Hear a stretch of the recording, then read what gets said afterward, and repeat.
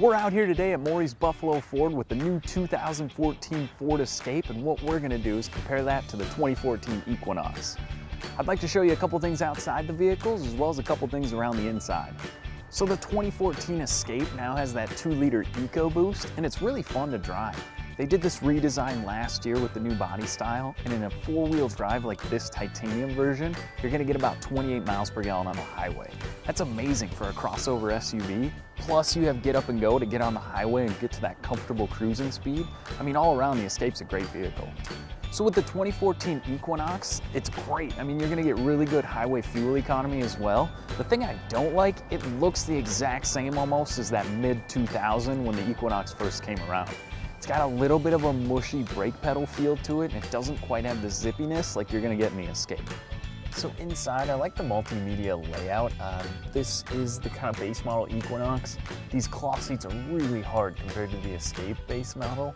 Not a bad thing, but the dash coloring is weird. It's the same through the Cruze or the Camaro or whatever you're gonna drive. That kind of light green and dark color, I'm not a huge fan of it. Some people may love it, but I don't. So after being in the car for a little bit, I finally found where to change the gauge cluster buttons. It's over here on the left. There is a lot of buttons. I do like it, but it's just a little overwhelming compared to how they have the steering wheel nicely laid out. This is too much stuff. I like the steering wheel layout though. The cruise control you have on the left, and then on the right, it's just volume, your controls for changing the radio stations, and the phone. Don't make it more confusing than it needs to be. Nice little heads-up display. Again, I don't care for the colors as much, but the way to control it's pretty basic, pretty easy. I'm not sure why, but they just decided to put traction control and eco instead of putting them next to each other. It's weird, but I guess it works. So now we're inside the Titanium Edition Escape. This one's pretty well loaded up.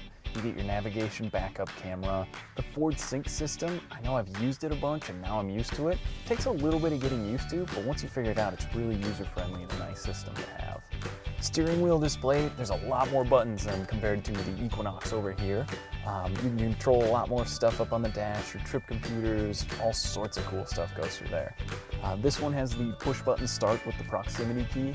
In the wintertime in Minnesota, that's something you're gonna love to have, especially with these heated leather seats.